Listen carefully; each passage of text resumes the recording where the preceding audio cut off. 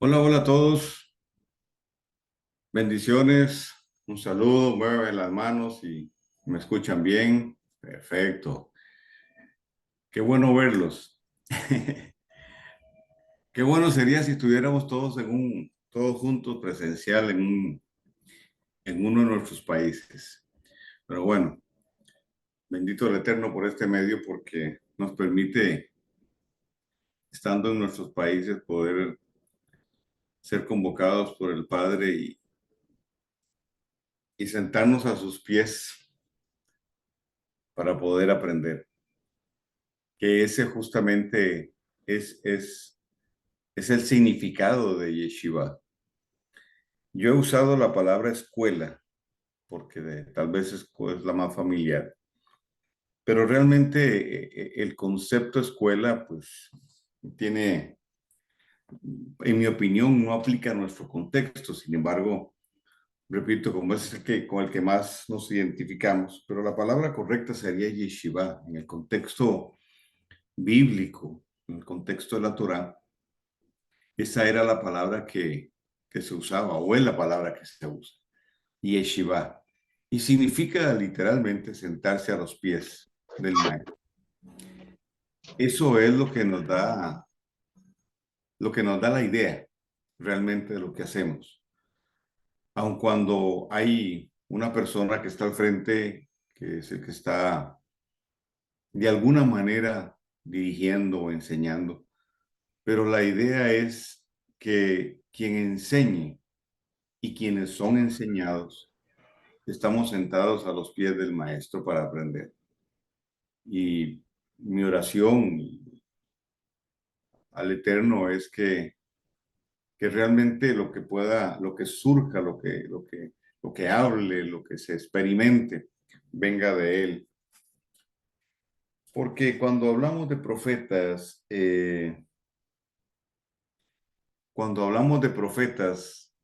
a veces el tema se desvía un poco de la persona de Yeshua y se centra en el profeta.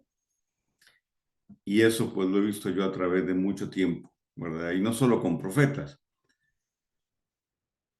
Y la idea es que después de una reunión, después de un servicio, después de una conferencia, de una enseñanza, el sabor que quede sea él, a Yeshua. Nos quede ese sabor. Bueno, bien. Gracias a todos por conectarse y vamos a continuar con el tema de la paternidad. Realmente es un tema muy, muy amplio, muy extenso. Toda la escritura tiene que ver con la paternidad de Dios. Lamentablemente es un tema que no se enseña lo suficiente y en algunos casos y lugares de hecho no se enseña, no se habla de paternidad. Entonces, yo he decidido pues en esta introducción de estas tres primeras clases hablar del tema, hablar algunos aspectos, considero yo importantes de la paternidad como algo que es fundamental, como algo que es básico. Es decir, cuando hablamos de paternidad estamos hablando del punto de partida de todo y debería ser el tema principal que se enseñe, que maestros, pastores, etcétera, enseñen para lo que llaman los nuevos creyentes, las personas que recién conocen al Señor. Debería ser el tema base, más que cualquier otro tema, ¿verdad? El tema de la paternidad. Ok, saludo a todos y los que no están tomando café, pues, si, no to- si, to- si, si toma café y no está tomando, está bien. Si no toma café, usted está en problemas serios. Porque profeta que se respete toma café.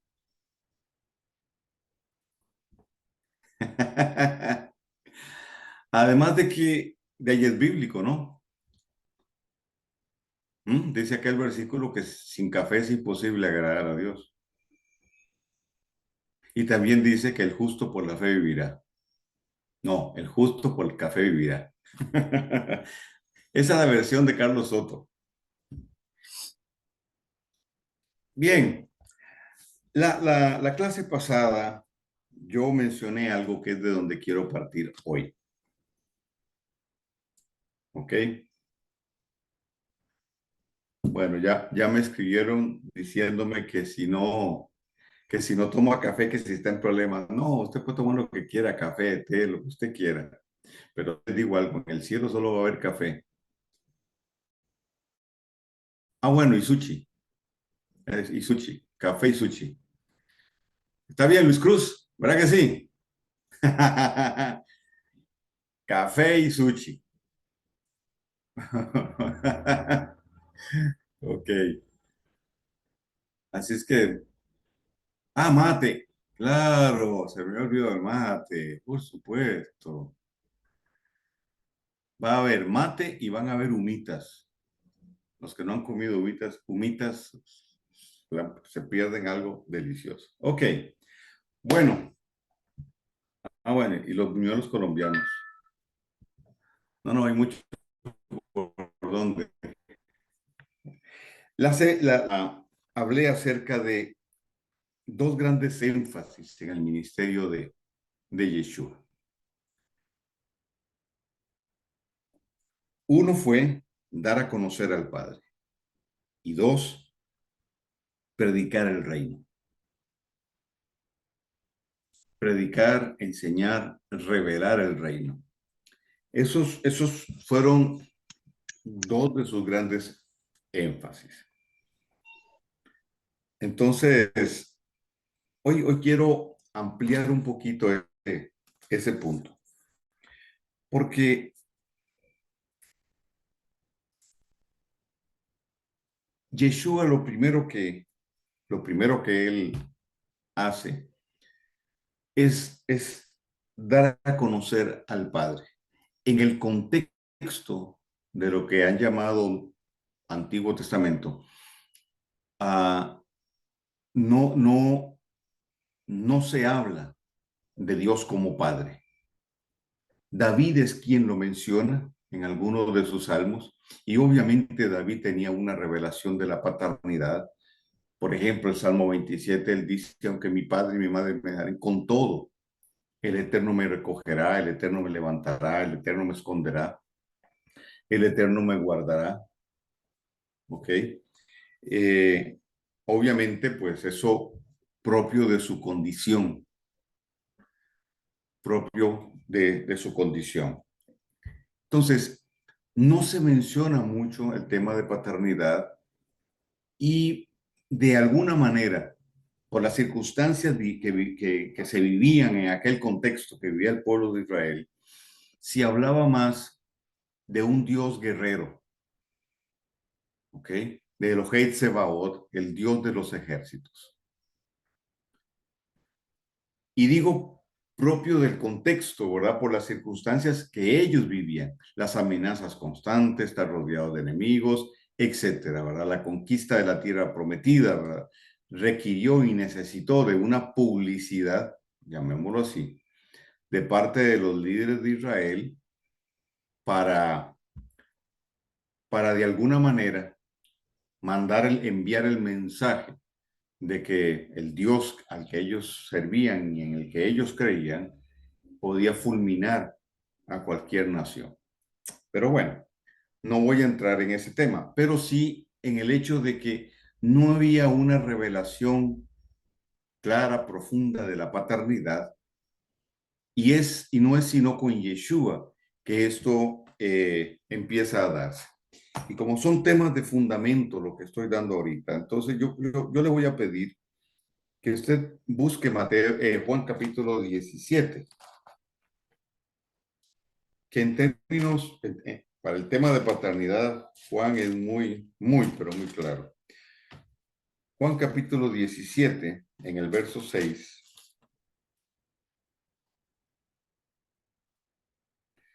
dice: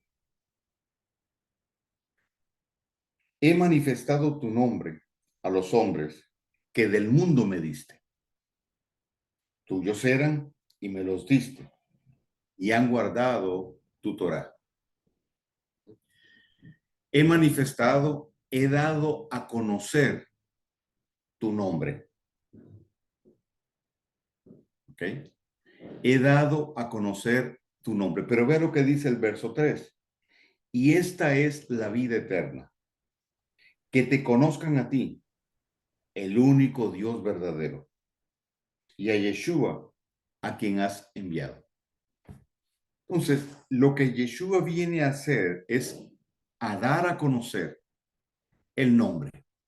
Recordemos que el tetragramatón, como se le conoce, ¿verdad? En contextos tradicionales, Yod Hei Vav Hei, por el nombre de sus consonantes, ¿verdad? Que encierra el nombre del Eterno, que para algunos es Yahweh, ¿verdad? Y para otros es Jehová, y bueno, etcétera. Lo importante es que esas 4 letras, esas 4 consonantes, nos hablan del nombre del Eterno, pero encierran su esencia, y su esencia es paternidad.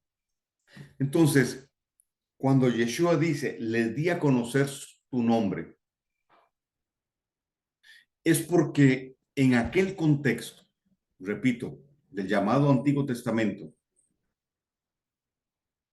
el nombre del Eterno era eh, el nombre santo, y se decía que era el nombre impronunciable. Entonces, en los textos, en hebreo o en arameo, cuando aparecía el nombre de él, es decir, el tetragramatón, las 4 consonantes, no se pronunciaban. Se decía, según el Shaddai, Adonai, Elohim, etcétera. Según el contexto, así era el nombre que se usaba. Entonces, en la tradición era el nombre impronunciable, es decir, nadie podía pronunciarlo, y según la tradición se dice que solo lo pronunciaba el sumo sacerdote en el día de Yom Kippur. ¿Por qué? Porque se decía que ellos eran un pueblo con labios inmundos, y entonces el nombre puro del Eterno no podía estar en boca de labios o personas con labios impuros, ¿verdad? Entonces, cuando Yeshua les da a conocer el nombre, cuando Yeshua les habla y se refiere al Padre por su nombre, eso por supuesto que causó una conmoción en medio de ellos. Pero ahí tenemos la esencia. ¿Por qué? Porque el nombre tiene que ver con identidad. A mí me pueden decir como quiera. Me pueden decir chalía, me pueden decir apóstol, me pueden decir profeta, me pueden decir lo que sea. ¿Ok? Pero mi identidad está en mi nombre, Carlos. De hecho, a mí, pues, los títulos no me interesan si lo que yo hago es consecuente con eso. Entonces, no me interesa que me digan, lo que me interesa es hacer y ser consecuente con lo que el Eterno me llamó. Entonces, en ese sentido, es Carlos el que hace referencia a mi identidad. ¿Okay? Cuando, cuando Yeshua habla del Padre y menciona su nombre, lo que sucede es que empieza a quedar o a crear un vínculo mucho más cercano. El propósito de Yeshua es dar a conocer al Padre, ser la puerta, ser el camino, para que los hijos del Padre Eterno tuviesen acceso a Él. Y justamente en Mateo 26, del 64 al 66, usted lo puede leer después, a Yeshua lo tratan de blasfemo. ¿Por qué? Porque pronunció el nombre impronunciable del Eterno. Entonces, los fariseos y las personas religiosas de ese tiempo lo tildan de blasfemo porque él estaba dando a conocer el nombre.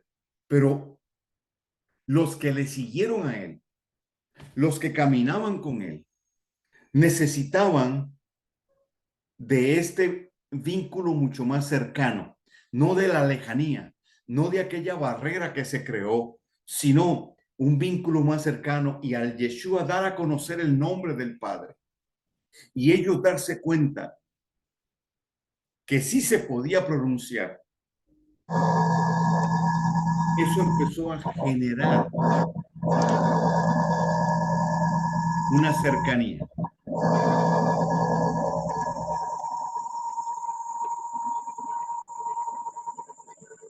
Ujú.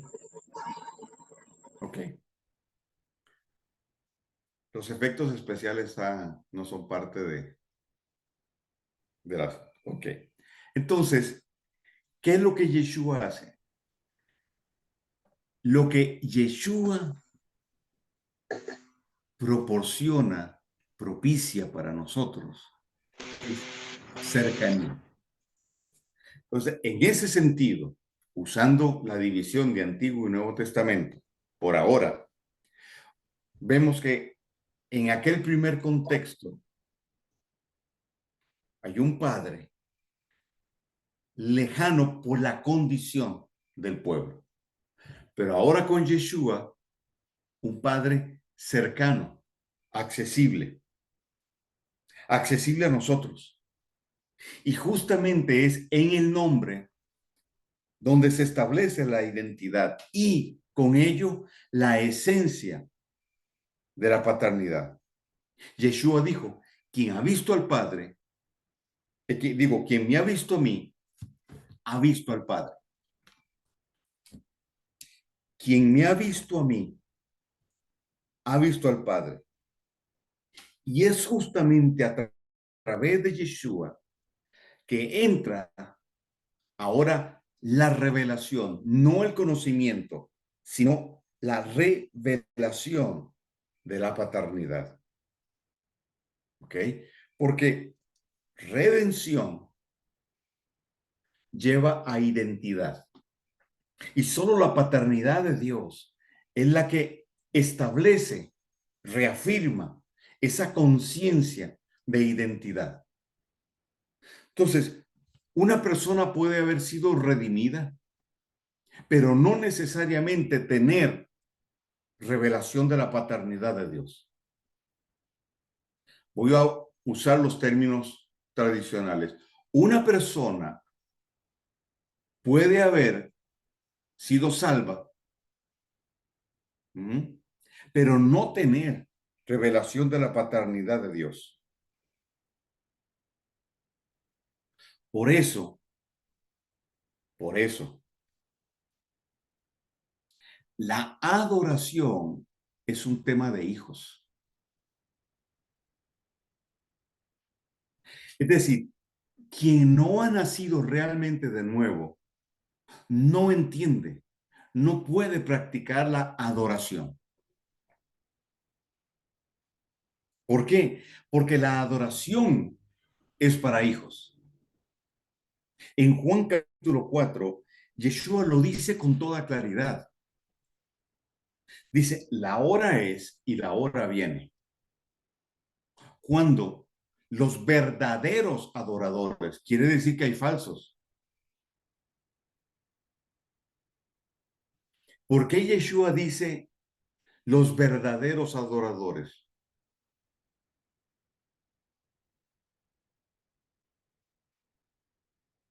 Porque él deja ver que puede darse el caso de falsos adoradores, y de hecho lo había, y de hecho lo hay. Los hay hoy. Los verdaderos adoradores adorarán ¿a quién? al Padre. Entonces, si no hay revelación de paternidad, no hay adoración.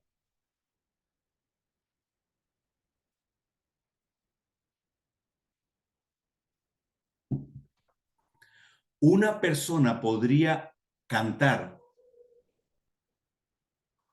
pero no adorar. Porque la adoración no tiene que ver con cantos. Y ya mencioné algo de eso la clase pasada. La adoración no tiene que ver en esencia y principio con cantar. Tiene que ver con rendición, tiene que ver con sometimiento, tiene que ver con entrega. La adoración es un tema de 24 horas, de 24/7. La adoración tiene que ver con una actitud. La adoración tiene que ver con carácter. La adoración es cultura.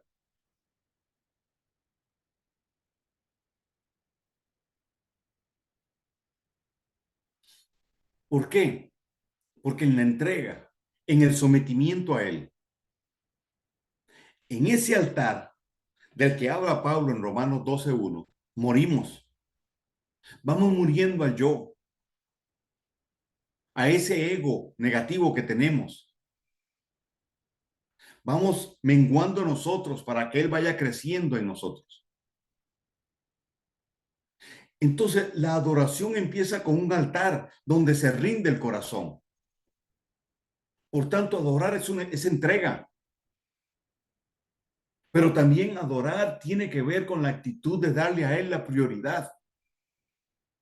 Entonces, adorar no es un tiempo de orar necesariamente. Es una actitud diaria. Es una actitud de 24/7, repito, donde sí, yo puedo orar, pero bajo la conciencia de quién soy y a quién me estoy refiriendo, o a quién o con quién lo estoy haciendo, perdón.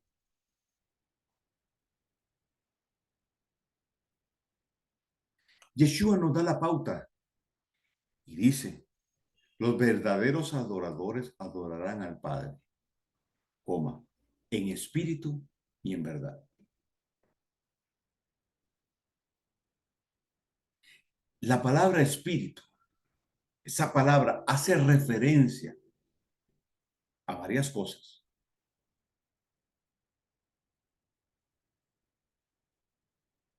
No es un tema esotérico,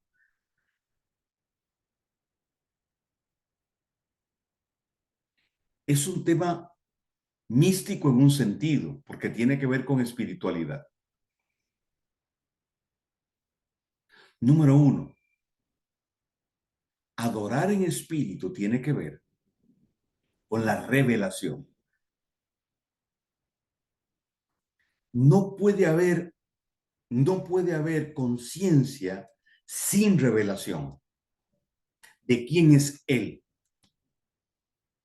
Entonces, para ser un verdadero adorador, tiene que haber revelación de su paternidad, de Él como Padre. Va más allá de decirlo con palabras. La religión le llama Padre, pero no se relaciona con el Padre. No hay una revelación verdadera de la paternidad. Entonces, en espíritu tiene que ver con revelación. Dos, esa revelación va a definir una relación. Y la esencia de esa relación es intimidad. Esa relación se establece a partir de la intimidad. Porque si yo quiero intimidad con Él, vamos a ser Él y yo, nada más. Si la esposa quiere tener intimidad con su esposo, es con Él nada más.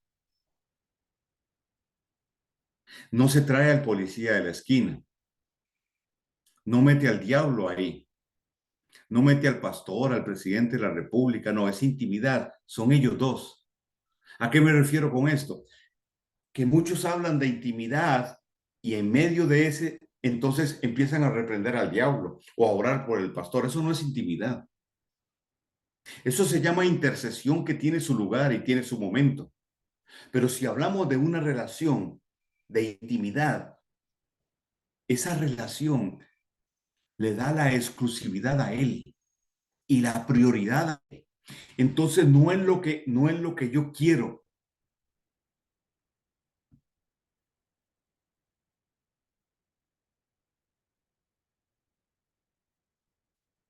no es lo que yo quiero, no es lo que a mí me parece. En ese altar yo muero, me rindo a él. Y en esa relación, entonces él es quien toma la iniciativa.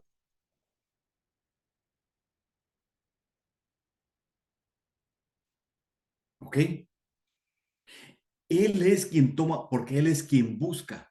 Entonces, lo que nosotros hacemos cuando decimos voy a buscar a Dios es simplemente la respuesta a un padre que está buscando a un hijo para relacionarse con él, para darse a conocer, para mostrar su rostro, para mostrar su corazón, para generar un vínculo y una relación estrecha donde no hayan intermediarios, donde no hayan otras cosas que distraigan, sino que en mi actitud o de mi actitud que nace del corazón, que es justamente el altar.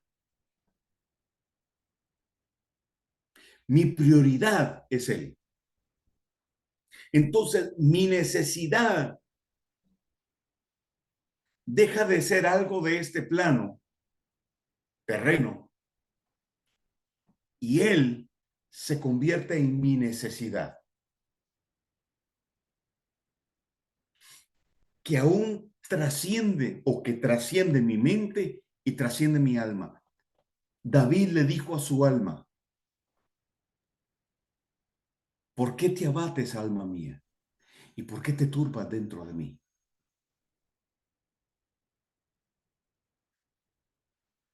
Si usted no conociera los salmos y David estuviera en nuestro tiempo y usted pasa ahí por una plaza y David estuviera sentado tocando con su arpa y cantándole a su alma, usted diría está loco. Se está dando una serenata él mismo, le está cantando a su alma.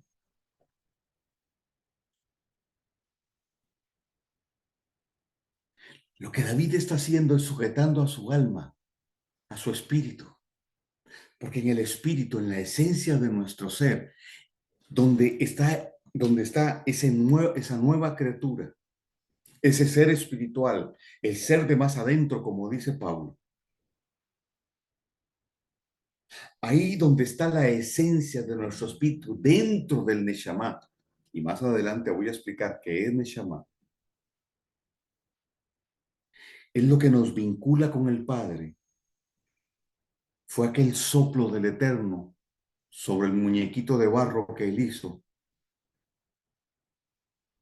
Desde allá adentro, entonces, se sujeta, se somete. Eso es lo que David estaba diciendo. Aquíétate, no estorbe mi intimidad. Elías está en la cueva y está en una crisis existencial. Y viene un terremoto, un fuego, un viento. Y dice, y el Eterno no estaba ahí. Eso habla de la agitación de su alma, la agitación dentro de su ser. Y cuando eso se aplacó, entonces vino el hashmal, el susurro suave y delicado. Y el Eterno entonces le dijo, ven, sal a la puerta de la cueva. Es decir, lo pone a la puerta de una nueva dimensión y le da la pauta y le dice, ve y unge a Jehú como rey de Israel. Ve y unge a Eliseo como tu sucesor. ¿Se da cuenta? La paternidad se le revela.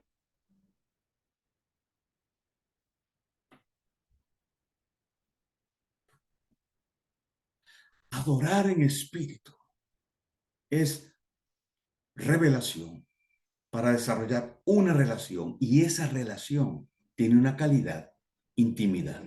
Repito, reitero, subrayo, recalco, interceder, reprender al diablo, orar por, presentar tus necesidades delante, tiene su momento, pero en la medida que tu prioridad sea adorar, rendirte, entonces, en esa medida se da lo cuarto, que es identidad. Identidad. Entonces, en la intimidad se reafirma la identidad.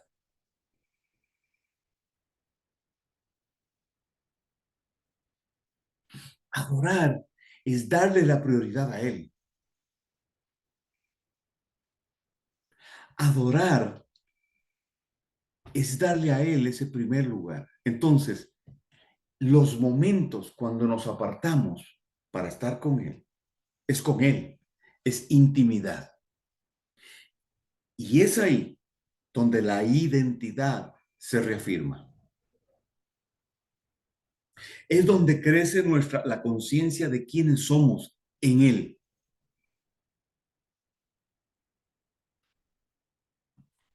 5.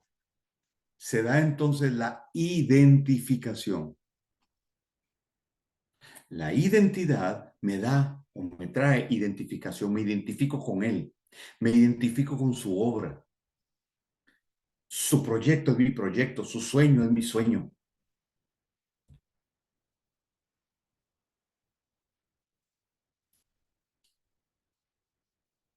Entonces mi orden de prioridades se establece y se define. La identificación me lleva a la pasión. 6. Una de las marcas de un adorador es pasión. Si hay algo que Satanás no puede falsificar es pasión. La pasión por Él, la pasión por el trabajo para Él. Pasión es la marca de un adorador.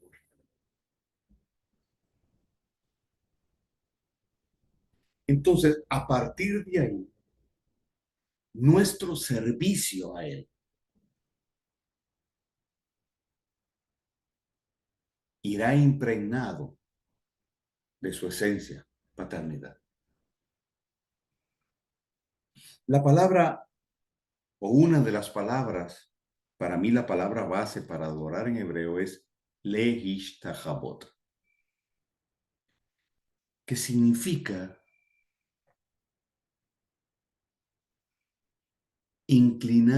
postrarse, perdón, primero postrarse, es decir, quedar tirado de panza, boca abajo, besando el suelo con la boca, prosquineo en griego, adoris en latín.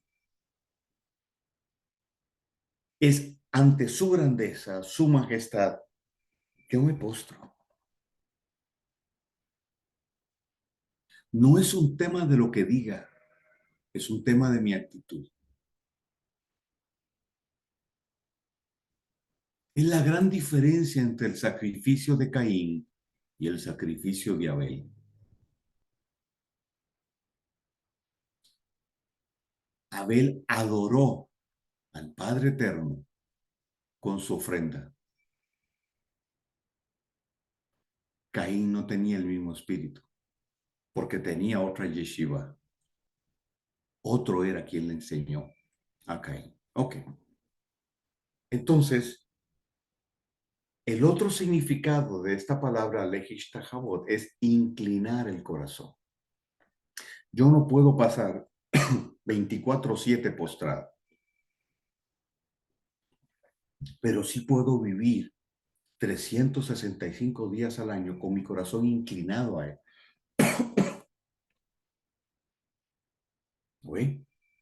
Entonces, cuando hablamos de intimidad, la intimidad es el impulso de mi corazón que me lleva a conocerle más, pero que genera la conciencia de quién es Él. Entonces, busco los momentos donde pueda, sin distracciones, estar plenamente con Él. Ahí no es importante lo que hablemos,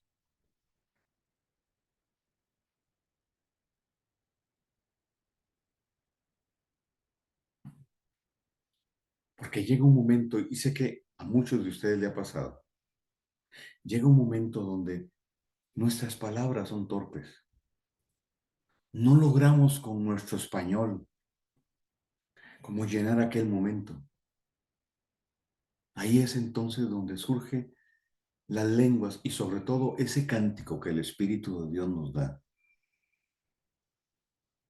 para traspasar todo ámbito, para romper las frecuencias bajas y negativas que el enemigo genera así sobre nosotros, que genera en el entorno, en las circunstancias de ciudad, de país, las traspasamos y se establece ese vínculo que no es interrumpido por nada. Es ese lugar donde el silencio habla y el corazón se llena. Eso es adorar. Por eso yo he enseñado muchas veces que si nosotros adoráramos más, le haríamos menos. Entonces, vuelvo al punto.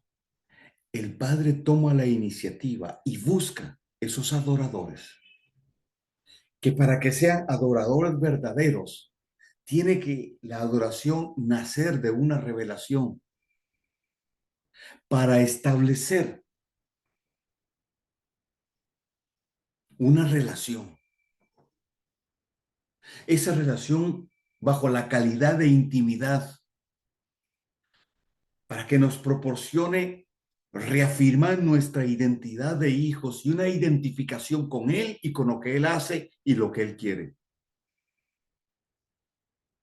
bajo la marca de pasión.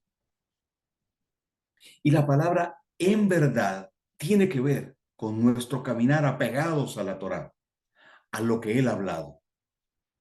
Porque para que haya sometimiento tiene que haber observancias de la Torá, de su palabra.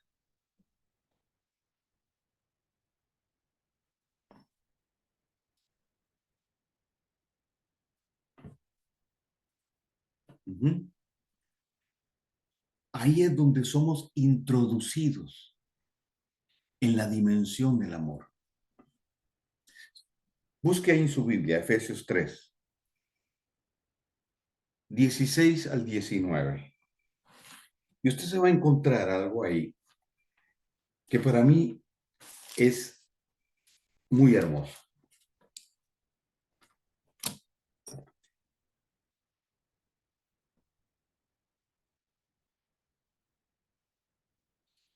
Verso 16, para que os dé conforme a las riquezas de su gloria, el ser fortalecidos con poder en el hombre interior, por su espíritu. En el hombre interior, por su espíritu. Para que habite Yeshua por la fe en vuestros corazones, a fin de que arraigados y cimentados en amor, seáis plenamente capaces de comprender con todos los santos cuál sea la anchura, la longitud, la profundidad y la altura, y de conocer el amor de Yeshua que excede todo conocimiento, para que seáis llenos de toda la plenitud de Dios. Entonces, en Juan 17, Yeshua dice que la vida eterna está en conocer al Padre.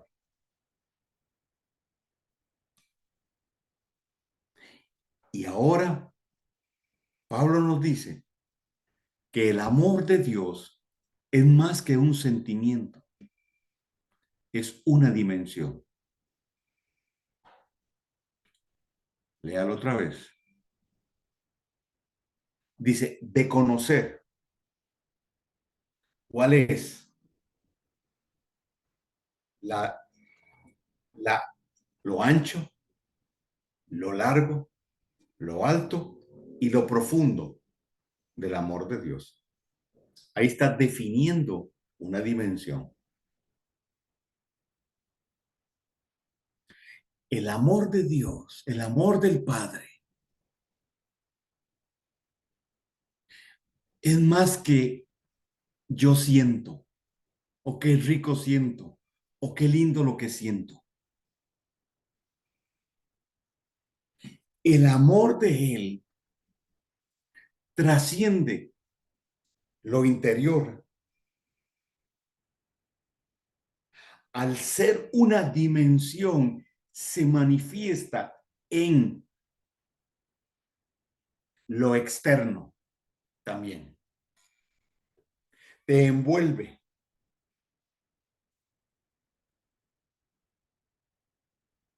Entonces, no solo tiene un efecto interno, sino también externo. Trasciende.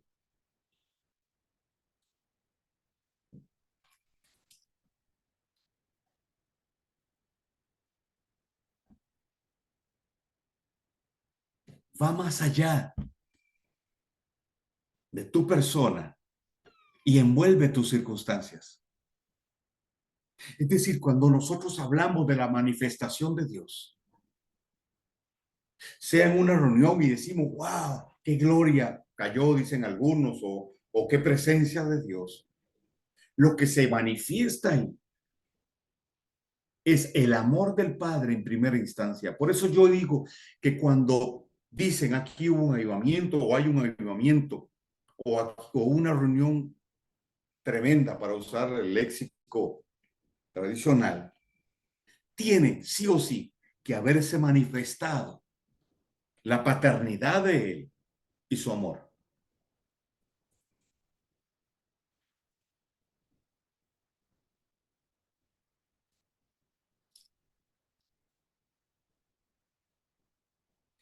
Accesamos a ese amor a través de la paternidad,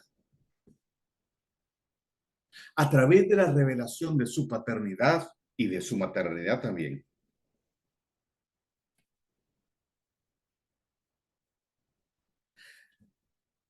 A través de Yeshua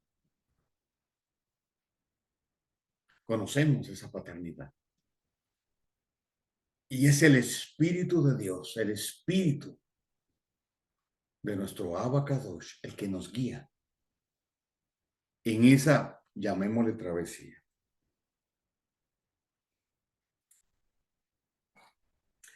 Todo lo que Yeshua hizo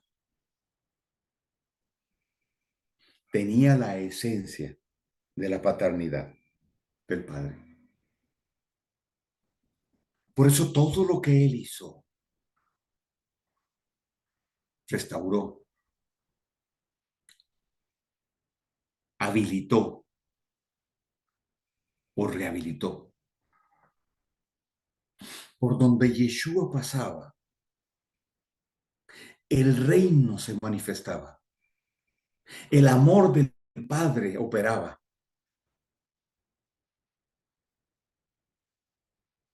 Todo, repito, lo que Él hizo tenía esa esencia de paternidad.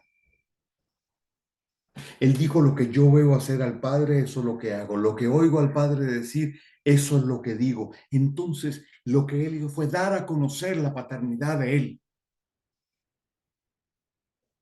del Padre.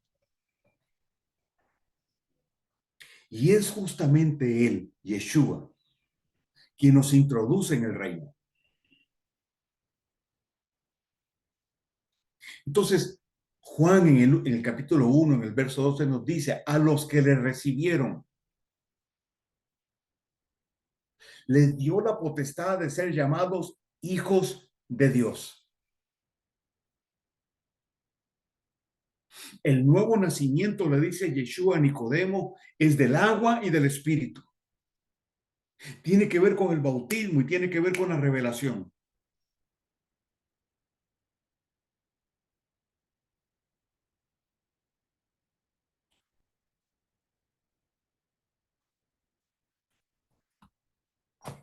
Pablo entonces nos da la siguiente pauta en Colosenses. Búsquelo, por favor, 1:16.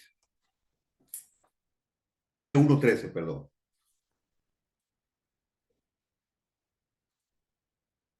Verso 12 dice, con gozo, dando gracias al Padre, que nos hizo aptos para participar de la herencia de los santos en luz, el cual, ¿quién? El Padre, nos ha librado de la potestad de las tinieblas y trasladado al reino de su Hijo. Esa palabra trasladar tiene que ver con mudanza, tiene que ver con legalidad, tiene que ver con un cambio de jurisdicción, pero también tiene que ver con revelación. Dice que nos trasladó de la potestad, exousia, de las tinieblas, el gobierno, el dominio de las tinieblas. ¿A dónde? Al reino de su amado Hijo. Nos trasladó de forma legal, nos estableció como hijos y como herederos, dice Pablo, para participar de la herencia con los santos. Al trasladarnos implica un proceso que le llamamos nuevo nacimiento. Pero al sacarnos de la potestad de las tinieblas, nos llevó arriba, y entienda la figura que le estoy tratando de plantear, nos llevó arriba, nos sentó en lugares celestiales y luego nos trajo aquí de vuelta para formar parte del reino. Es Yeshua entonces quien nos introduce en el reino, de tal manera que solo un hijo es adorador. Y el que realmente nació de nuevo puede adorar en espíritu y en verdad. Y como adorar en espíritu y en verdad no tiene que ver con cantar. Y se ha usado mal el término para referirse a canto suave, que es totalmente equivocado. Adorar no es cantos suaves, porque David nos enseña que hay alabanza suave y alabanza fuerte. Así le llama él. La adoración tiene que ver con esa actitud. Entonces, los adoradores son hijos que nacieron de nuevo y fueron trasladados de la jurisdicción del enemigo, del gobierno del enemigo, del control, del dominio del enemigo, de su operación ilegal. Fueron trasladados, hechos hijos legales y establecidos en el reino, bajo la asignación de establecer ese reino que ya fue establecido en su corazón en la tierra. Repito, no solo en el corazón del hombre, sino también en las circunstancias en la tierra. Ser trasladado implica entonces revelación. Pero aquí tenemos un punto que es clave. La religión también tiene hijos. Pero los hijos de la religión no tienen revelación de la paternidad.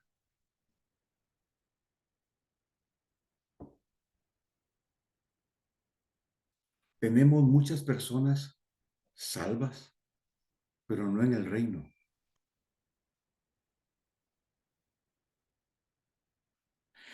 Porque si a mí se me revela algo, ¿cómo lo callo?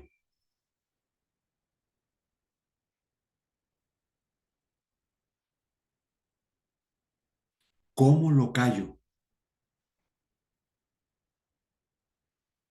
Muchos dicen, muchos dicen que José se equivocó y fue a contar el sueño o los dos sueños que tuvo. Y por eso le pasó lo que le pasó. No, no, no, cuidado. El Eterno nunca le dijo que no lo contara. ¿Y quién se puede callar lo que el Eterno le da? No se puede callar. Entonces, lo que te fue revelado se convierte en algo profético. Toda revelación se convierte en algo profético, porque vas a caminar por eso y sobre eso.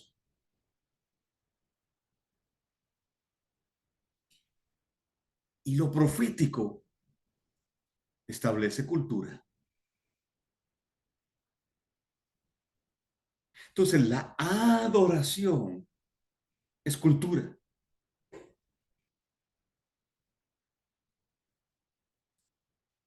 La religión te enseñó que lo importante es el culto y guardar el testimonio. La implicación de guardar el testimonio es no ser piedra de tropiezo y no pecar. Miren, el tema del pecado, Yeshua lo resolvió en el madero. El tema nuestro hoy es crecer como adoradores. Porque entre más le conozco, más me alejo del pecado, más distanciamiento hay con el sistema del mundo. Pero los púlpitos se han llenado de prédicas en contra del pecado. Pero ese no es el tema. El tema de Yeshua no fue el pecado, fue el reino.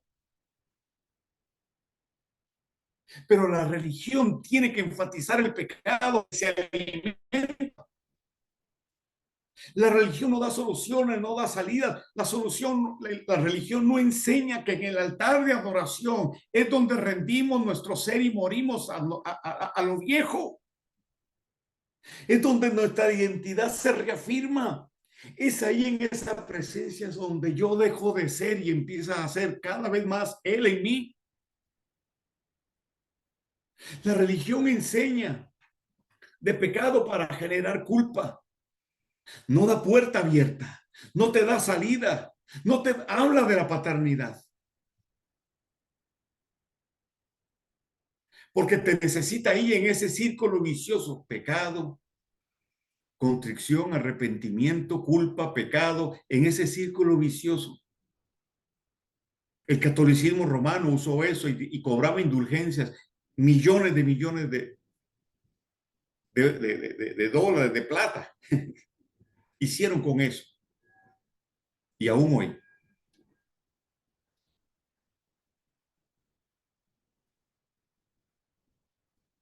La religión es dar vueltas en círculos sin ir a ningún lugar.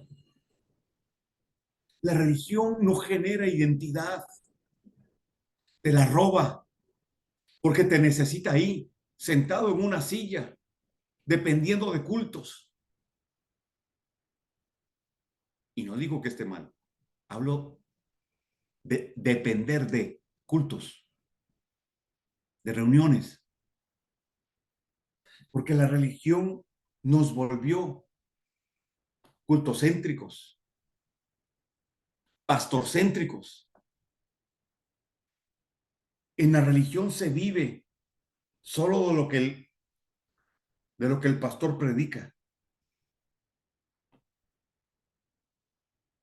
Y no hay una vida plena, profunda, fuera de ese tiempo.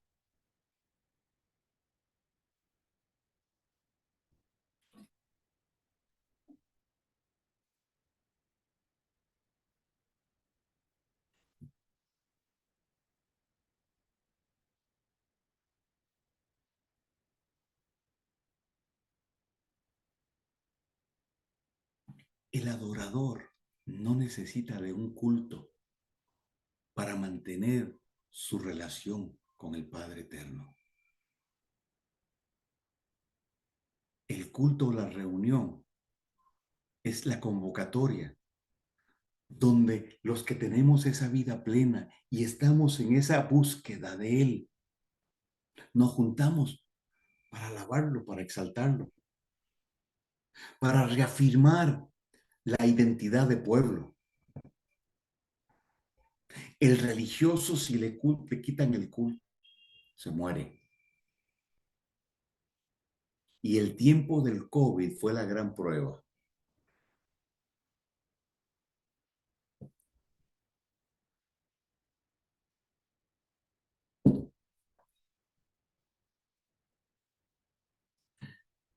Nosotros nos convertimos en un culto viviente. Yo no voy a un culto, yo soy un culto. Cuando usted lee con el tema de Adán, sí, de Adán, nunca dice que Adán fue al culto. Es más, ni ves a Adán decir, voy a entrar en su presencia. No ves a Adán, no lees a Adán escribir, el Espíritu de Dios vino, o ven Espíritu de Dios. Que él estaba en el huerto No vi. y la presencia del Eterno contenía el El huerto. chiquito se metió.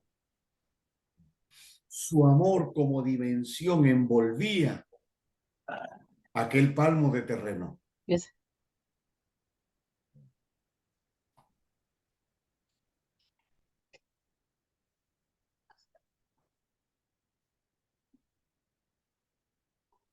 Entonces Adán no decía, voy a entrar en su presencia.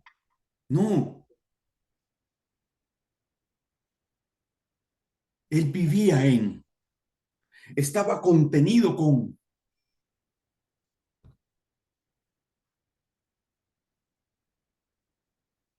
Él era un culto viviente, pero la religión nos llenó de conceptos que nos han dañado, que han afectado nuestra identidad, nuestra identificación.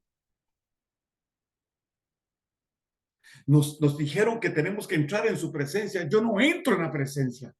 Él está en mí. Yo voy a estar en ustedes todos los días hasta el fin del tiempo.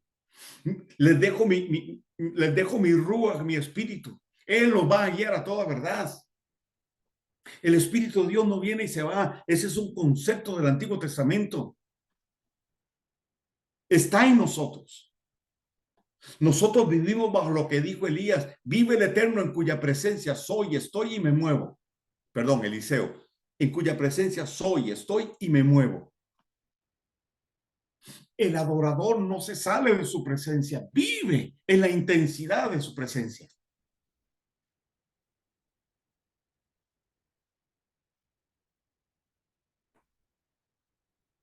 Somos un culto viviente, ¿por qué? Hay 4 elementos que se requieren para esto, para el culto. Un templo, un altar, un sacrificio y un sacerdote que lo oficie. Revíselo ahí. En el primer pacto usted lo va a encontrar. Un templo o un lugar donde ofrecerle sacrificio, un sacrificio, un altar y alguien legal que lo oficie, un sacerdote.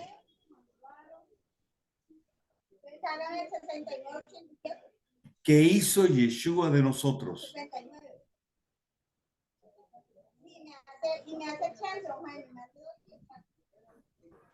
¿Qué hizo Yeshua de nosotros?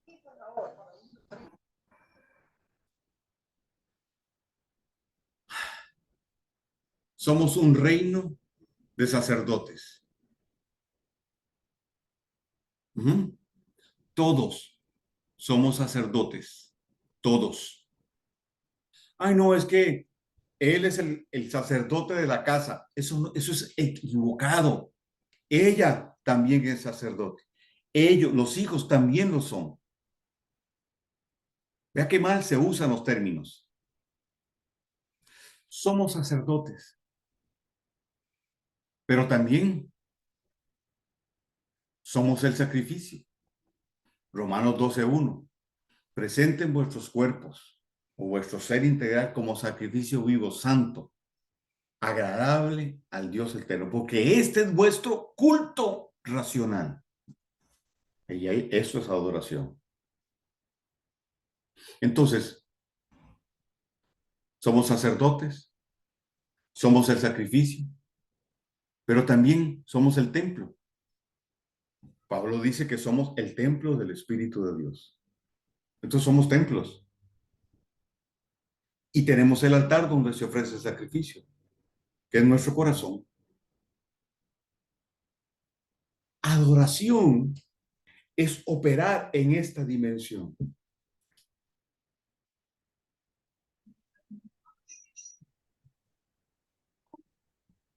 Ujú.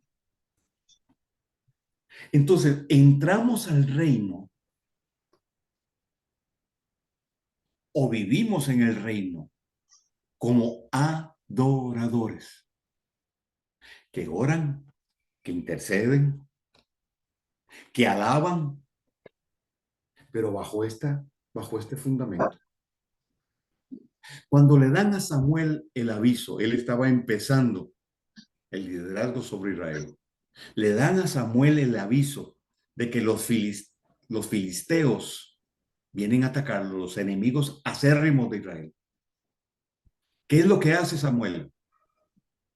Más bien, ¿qué es lo que no hace? Samuel lo que no hace es llamar al ejército. Lo primero que él hace es ir al redil, tomar una oveja y llevarla al altar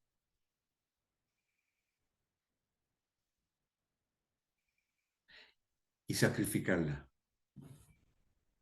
Mientras Samuel estaba sacrificando aquella oveja, dice el relato bíblico que el Eterno blandió su espada sobre los filisteos y los aniquiló. Es decir, el ejército no salió a pelear. Samuel sabía, como sacerdote, del poder de un altar. Samuel que, sabía como profeta, que una revelación del Padre se convertía en un decreto. Y como juez sabía que un decreto del Padre Eterno era irrevocable y contundente. Entonces se fue al altar y sacrificó. El decreto del Eterno vino y los enemigos fueron aniquilados. Y no solo eso, si usted revisa bien el texto, durante 40 años, mientras Samuel estuvo al frente, los filisteos no se acercaron. Es decir, un vallado se construyó espiritualmente alrededor de Israel con un altar en el centro. Vamos, vamos. Cuando Jailel o Satanás va donde el Eterno y el Eterno le habla de Job y él le dice, pero está muy bien como él está, toca lo que tiene. Entonces, y verás como, entonces el Eterno le dice a Jailel, ok, ve, pero no toque su espíritu. Pero luego regresa Jailel y le dice, no puedo tocarlo porque lo tienes cercado. Quita el cerco para poder tocarlo. Vamos.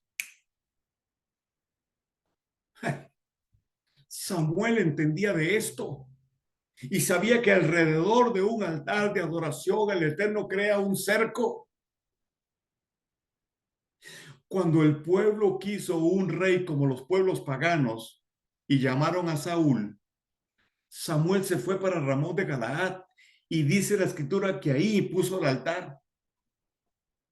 Y cuando Saúl, buscando a David, quiso ir allá, mandó 3 destacamentos de hombres, de 50 hombres, y cuando los tres destacamentos pisaron tierra de Galaad, dice que profetizaron. Entonces Saúl dijo, no, tengo que ir yo personalmente. Y cuando él llegó, ni siquiera llegó donde estaba Samuel.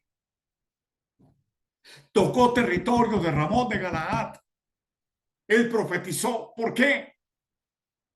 Porque Samuel había construido un altar ahí en el centro de su casa y un cerco alrededor se había establecido. Una unción profética cercó aquel lugar, definió una jurisdicción. Nosotros somos el sacerdote, somos el altar, somos el templo, somos el sacrificio.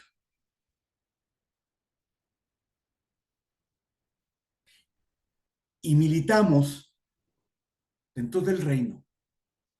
Nuestra asignación entonces viviendo en el reino es establecerlo. Esto nos lleva a la otra parte.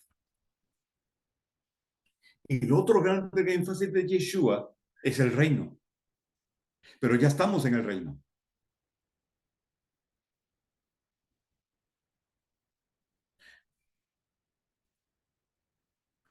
Revelar, predicar y revelar el reino fue otro de sus grandes énfasis. Y reino es gobierno. Reino es gobierno. Reino es cultura. El reino está conformado por un pueblo, o una buena parte del reino tiene que ver con el pueblo del Dios eterno. Hay más cosas en el reino, pero hay un pueblo en el reino que opera bajo la dinámica de familia. Pero centrémonos en gobierno. Hay una palabra que se usa para gobierno en hebreo que es redú y significa dos cosas: juicio y paternidad. Redú, juicio y paternidad.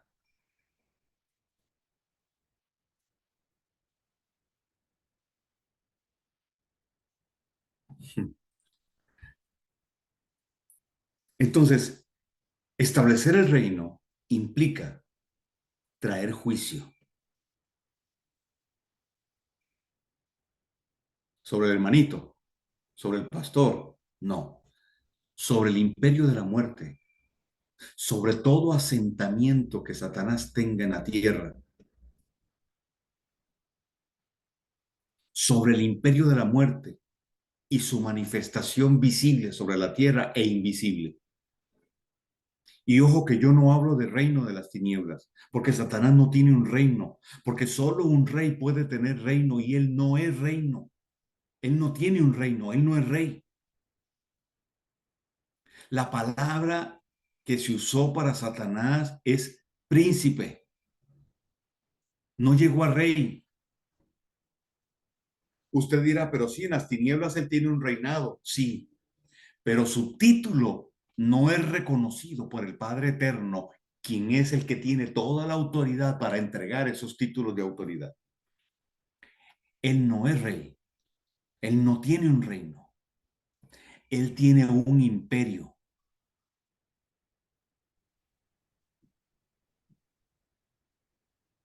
Y Pablo le llama el imperio de la muerte.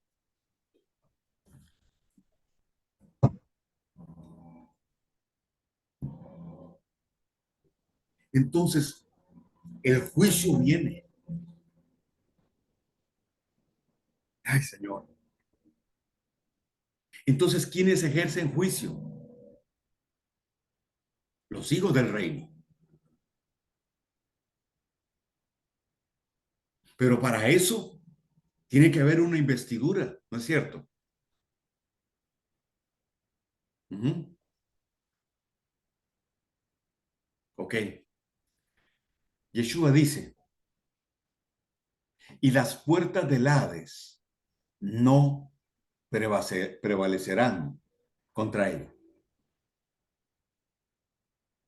¿Contra quién? Contra la comunidad de creyentes en Yeshua. La palabra puerta es tribunal. Eso ya lo mencioné en la clase pasada rápidamente. Es tribunal. Quiere decir que Satanás opera bajo tribunales, puertas, desde donde legisla. Entonces, toda legislación establece una ley y esa ley tiende, tiene como objetivo normar la forma de pensar y la forma de actuar de aquellos que están bajo esa forma de gobierno. ¿Ok? Eso es lo que el enemigo hace aquí en la tierra. Es mucho más extenso el estudio, pero para darle la idea. Entonces, asentado en diferentes lugares, desde esos lugares llamados estrados, puertas, el enemigo legisla. Desde el virtual al ámbito natural, usando personas para esto. ¿Ok? Yeshua nos establece a nosotros en lugares celestiales. Efesios 2:6. Juntamente con él morimos. Y asimismo nos hizo resucitar. Es decir, ya morimos. Y con él resucitamos. Y nos sentó, dice la escritura, en lugares celestiales. En Yeshua. La palabra griega ahí es exousias.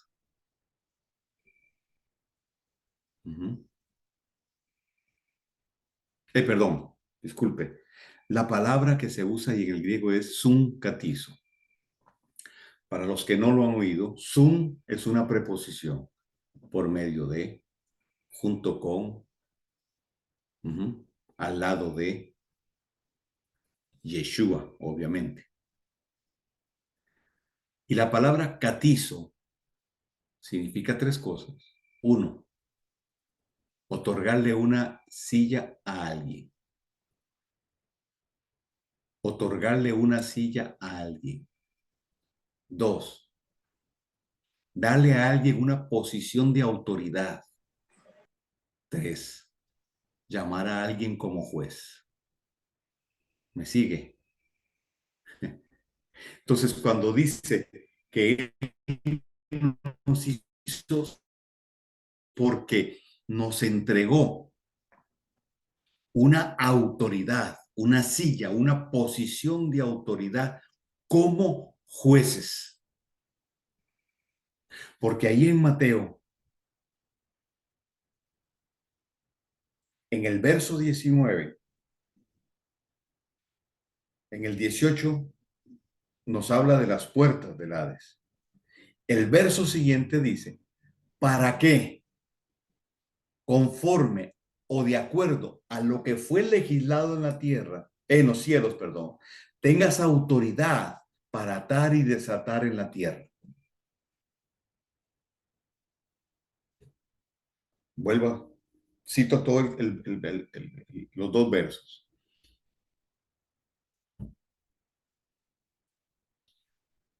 Tú eres Pedro, y sobre esta roca edificaré mi comunidad de creyentes. Y las puertas del Hades, es decir, las estrategias invisibles que salen desde esas puertas, desde esos tribunales, no van a poder prevalecer. Y de acuerdo o en acuerdo a lo que fue legislado en el tribunal superior, tendrás autoridad para atar y desatar aquí en la tierra. Luego yo le voy a dedicar un tiempo a esta palabra atar y desatar, a este pasaje que habla de atar y desatar. Pero por ahora, atar y desatar es un término jurídico. Es permitir o no permitir. Es absolver a alguien o retenerle su culpa. Entonces no atamos al diablo. Es equivocado, no es la autoridad para atar demonios y movilizarlos. Eso es equivocado. Es la autoridad que yo tengo para enfrentar un tribunal, es decir, un tribunal establecido por el enemigo. Es la autoridad que yo tengo para revocar sus legislaciones, sus maldiciones, sus decretos.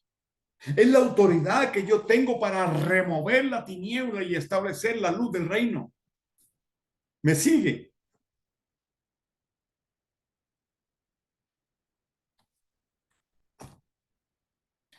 Busque Isaías.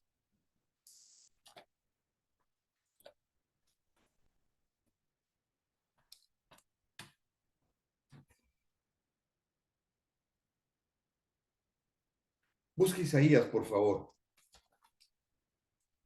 54.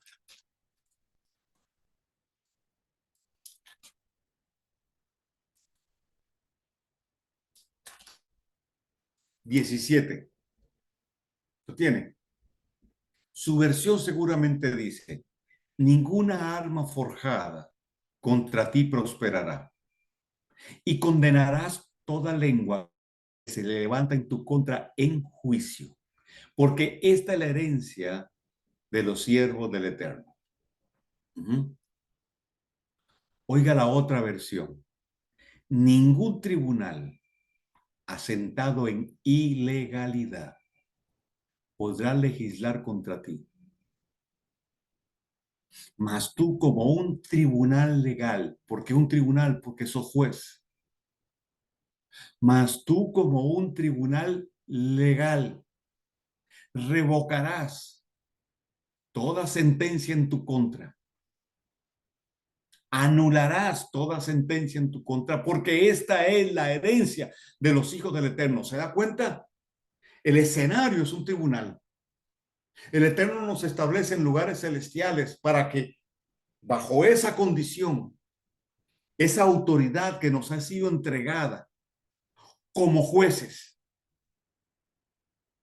como jueces, podamos enfrentar las puertas del Hades y hacerlas retroceder. Pero esto no puede ser efectivo si primero no entraste al reino, si no eres un adorador, si no tienes la revelación de la paternidad que te establece que define tu identidad y con tu identidad la identificación. Y con esa identificación la certeza de que como de la legalidad de tu fe. La revelación de la paternidad de Dios es la que te va a llevar a identificarte con su obra y su trabajo. Entonces no vas a necesitar o no vas a requerir de una iglesia para servirle a Dios. ¿Me sigue? Y entienda bien lo que yo estoy diciendo. En una iglesia, llámele grupo, llámele como quiera, se juntan los santos para adorar juntos y alabar juntos al Eterno. Pero también ese debe ser un centro de instrucción, de capacitación. Y verdades como estas te las deberían haber enseñado ahí. Porque estamos hablando de ABC. Pero para servir a Dios, no necesitas ir a una congregación. Podés hacerlo allá adentro, claro. Pero hay un llamado que tienes, que el Eterno te dio para que lo ejerzas 24/7.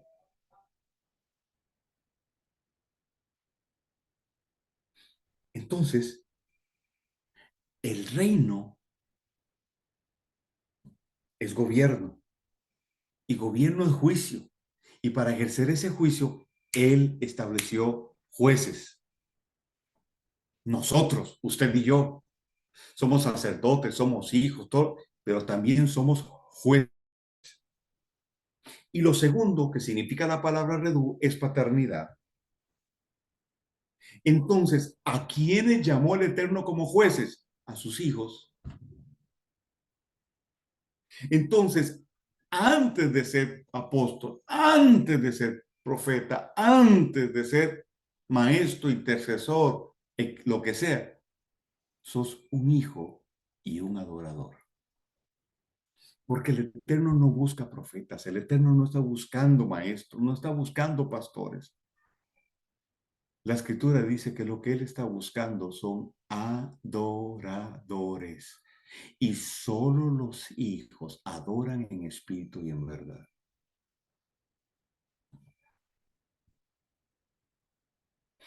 La consigna del reino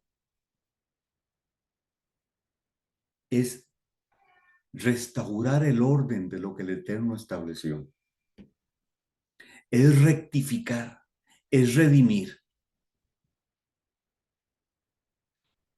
Y todo empieza con la paternidad. Pero vea qué hermoso. El énfasis de Yeshua, del reino, nos lleva a esto. Ponga atención. Apocalipsis 19:10 dice que el testimonio de Yeshua es el espíritu de la profecía. El ángel le dice a Juan, no, no, no, no me adores a mí, adóralo a él, porque el testimonio de Yeshua es el espíritu de la profecía. Es decir,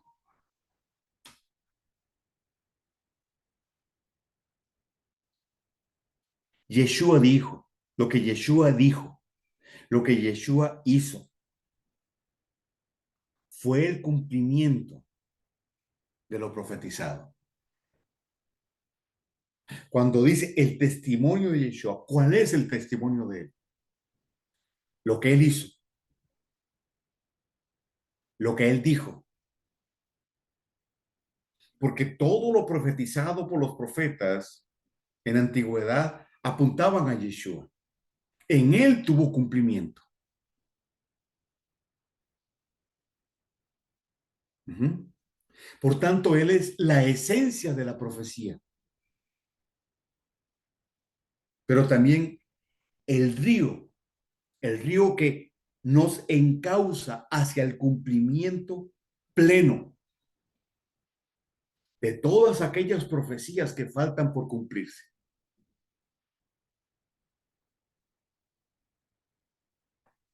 Entonces, mover profético tiene que ver con operar en esta dimensión.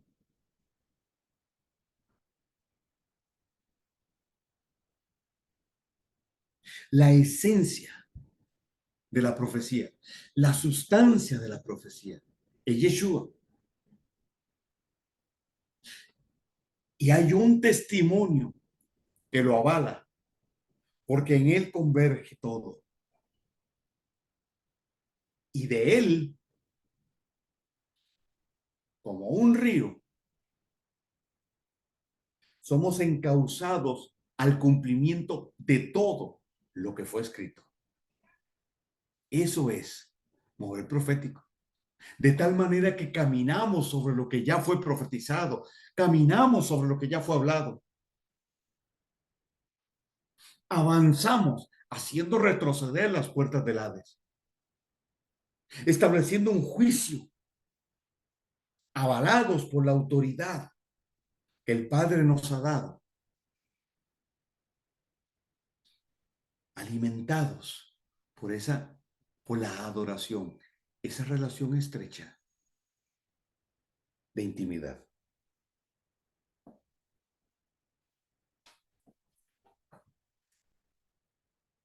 Yeshua tiene la misma esencia del Padre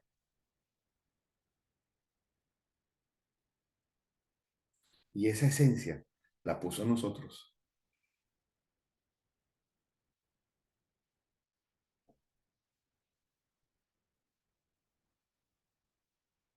Él edifica bajo este principio, paternidad y gobierno. Y nos entrega a nosotros esa autoridad. Por tanto, lo profético es un mover de paternidad.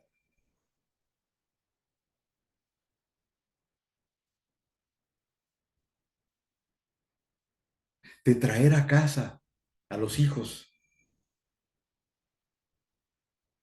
que regresen a casa los que estaban en él y tienen que volver a él.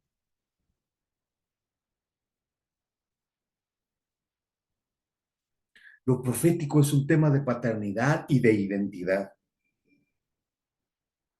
Es un mover de rectificación y juicio. Juicio en contra de los que han distorsionado el diseño del Eterno. Por eso Lucas dice, 1:17, y él vendrá, hablando de Juan, el inversor, con el espíritu y el poder de Elías, para preparar un pueblo bien dispuesto para él.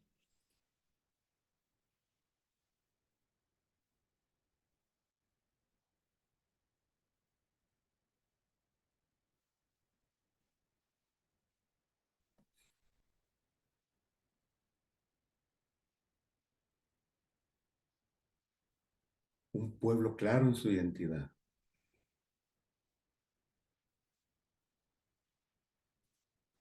Entonces, si para Yeshua estos dos puntos fueron su gran énfasis, dar a conocer al Padre y predicar el reino, también debe serlo para nosotros.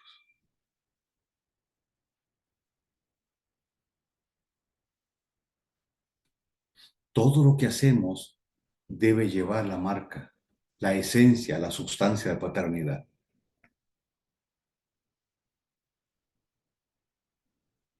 Y en toda batalla espiritual que libremos, al remover tinieblas, su paternidad debe establecerse. ¿Qué es lo que el mundo necesita? El amor del Padre.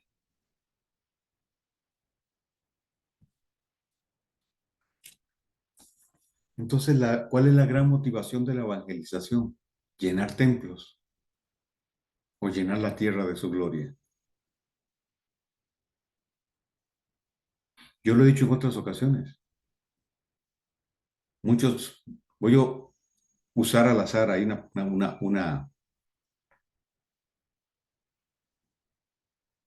una ciudad. Decir que se está orando por San Juan, Puerto Rico, y se dice San Juan para Cristo, que es el eslogan que normalmente se usa. Piense por un momento que mañana, al mediodía, todo San Juan, Puerto Rico, se convierte al Señor. No sé cuántos habitantes tendrá San Juan Henry Loyola, chale, es mucha gente. ¿Qué haríamos? ¿O qué harían los pastores en San Juan, Puerto Rico? No, no habría un templo tan grande como para meterlos a todos. Esto nos demuestra que el reino no es un templo. El reino no tiene paredes. El reino define una cultura que es alimentada por la Torá y la adoración. Es cultura.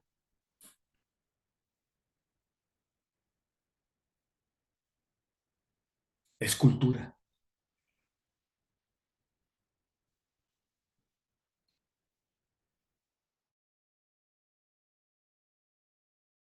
Y todo esto se encausa en un río, porque eso es lo que significa la palabra profecía, encauzar.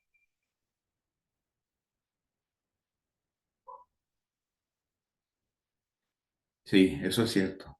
Cecilia Ferreira, sí, se pierde mucho tiempo haciendo grandes edificios. Espérate un momento.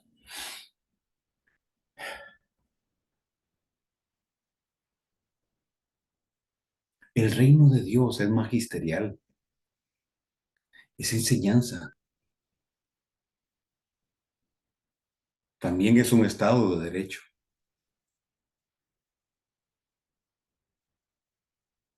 ¿Entiende? De tal manera que el profeta en su rol y la unción profética, como dice Lucas 1:17, busca que el corazón de los hijos se vuelva al corazón de los padres, a la esencia de lo que fue enseñado. Pero eso implica al corazón de nuestro Padre eterno, porque el sistema religioso no lo integró en la ecuación, lo dejó fuera de la ecuación. El sistema religioso no habla del Padre, por tanto no habla del reino de ese Padre, no puede hablar del reino. Por tanto, tampoco habla de restauración, la religión no habla de restauración, todo lo contrario, sobreenfatiza el pecado, porque le sirve que los feligreses que asisten a los cultos o a las misas se sientan todo el tiempo como 7 grados bajo perro, bajo culpa, bajo condenación, porque de eso se alimenta. Pero a libertad nos llamó el Eterno.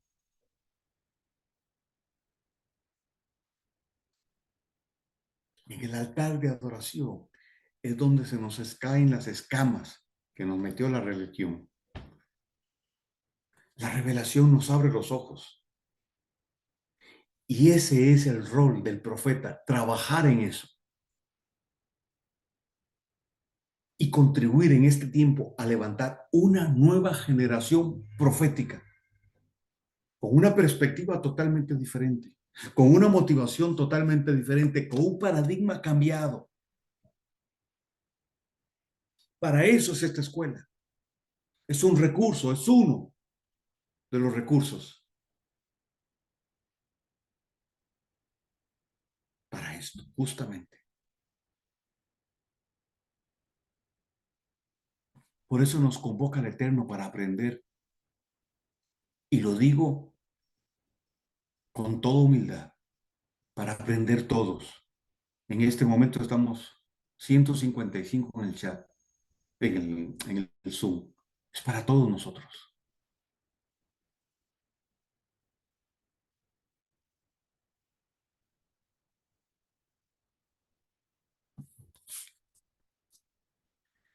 Quebrar lo que el sistema religioso ha hecho es una de las consignas de los profetas de este tiempo. No mandar gente para el infierno o profetizar del yate que vas a tener, de las 3 casas que...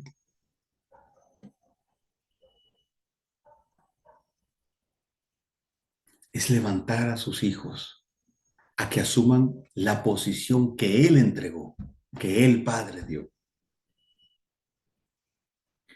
Es impartir la paternidad para que el vacío de paternidad que el mundo, las circunstancias del mundo, familiares y el sistema mismo creó, ese vacío pueda ser llenado. Que así como en el principio la tierra estaba desordenada, vacía y las tinieblas la cubrían, y el Padre Eterno envió su palabra, su Dabar, Yeshua mismo, el Verbo, y trabajó en aquella tiniebla y empezó a restaurar el orden de todas las cosas. Así mismo, el Dabar del Eterno corra, se penetre en tu vida y llene el vacío que hay ahí de paternidad, el vacío que dejó papá, con las consecuencias de ese vacío. Lo dije hace 15 días. La paternidad distorsionada, la paternidad ausente, la paternidad destructiva, la carencia de paternidad, que dejó un vacío, ese vacío se ha llenado. Ese es el trabajo, impartir la paternidad, soltar el dabar, que llegue y llene ahí ese vacío, que sí tengas conocimiento y entendimiento, pero a partir de la llenura que genera la paternidad, la identidad reafirmada, tu posición en Él. Yo proclamo en esta noche que el Dabar del Eterno ahora penetra en tu vida, en ese vacío profundo de paternidad, por un papá ausente, por un papá que dañó, ese vacío que lo generó un padre destructivo o un padre que nunca estuvo, que nunca conociste. Hoy el Eterno envía su palabra, su dabar, en ese vacío. Que sobre aquel que tiene conocimiento de la paternidad y revelación haya una mayor revelación. En el nombre de Yeshua se manifiesta en tu vida ahora su paternidad. Y todo vacío ahora es llenado. Y la dimensión de en espíritu y en verdad tome lugar en tu vida. En el nombre de Yeshua. En el nombre de Yeshua.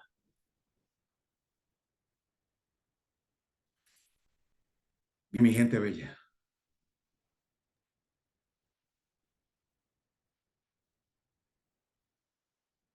bien,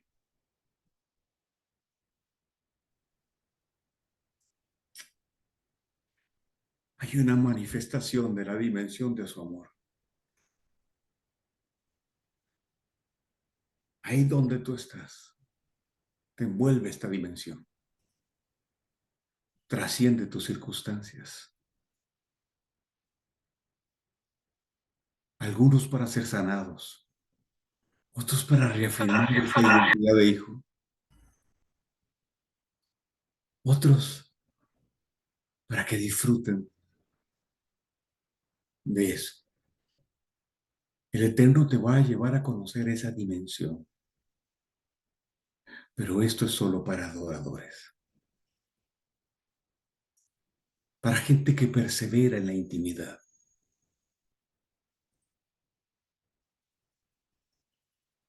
El Eterno activa tu Neshama, ese ser interior, en el nombre de Yeshua.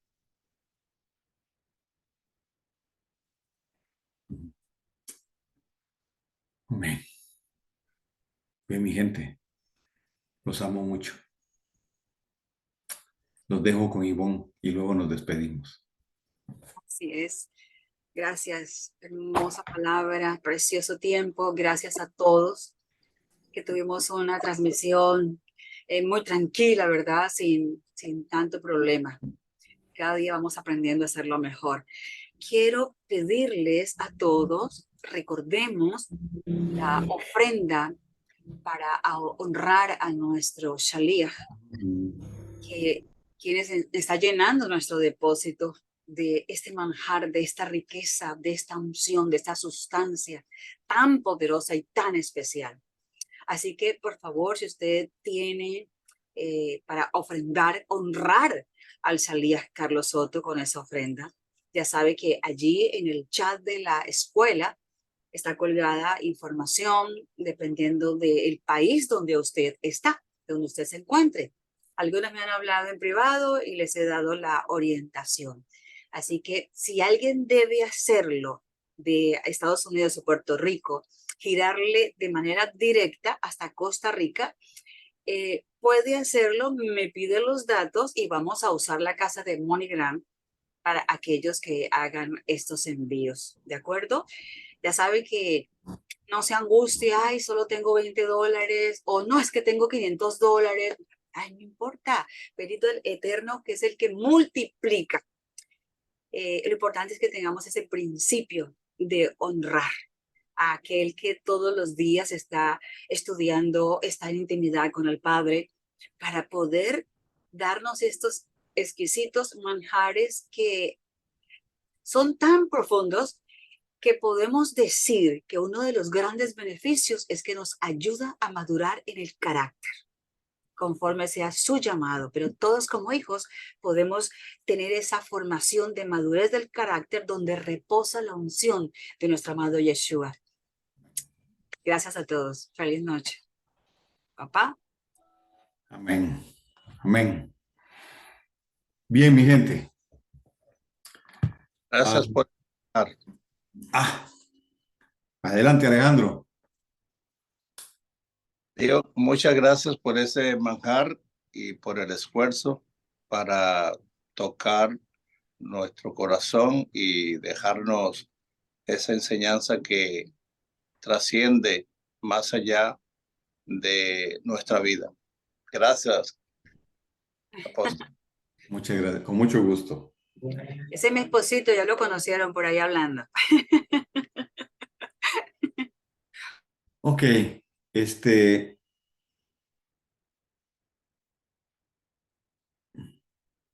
Cecilia. Bueno, Cecilia, escribime al WhatsApp y yo te respondo.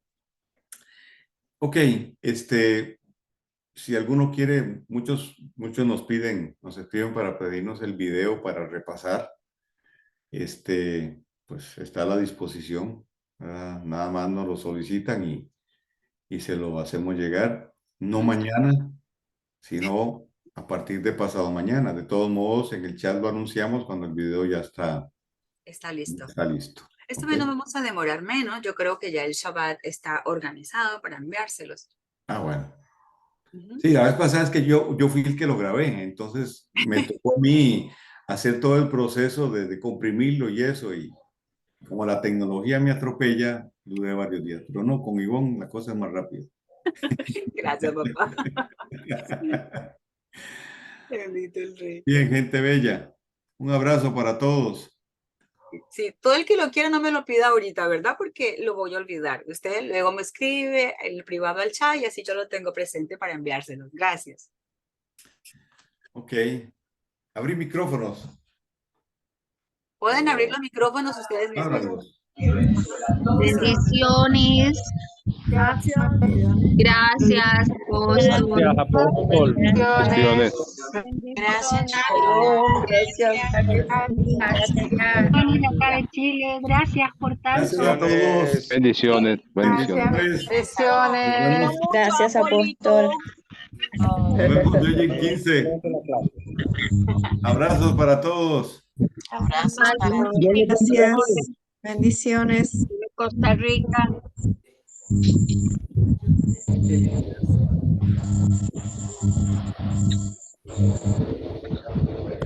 Jimena, ¿puedes escribirme en privado para cuando requieras el video? Creo que todos saben quién soy yo. Soy Ivonne hoy Saldaña, perfecta de oficio. Ahí estoy como administradora y con mucho gusto te lo enviamos. No lo colocamos para todo el mundo, sino para aquellos que lo requieren. Esa tarea se hace en privado. Yo lo quiero. Yo lo quiero. Bueno, Me hablas en ahí privado. nos escriben. Nos Besitos. escriben y ya lo Listo. hacemos. Bye. Bueno, Bueno, ahora chao. sí. Bye bye. Abrazos, Shalom. bendiciones. Shalom.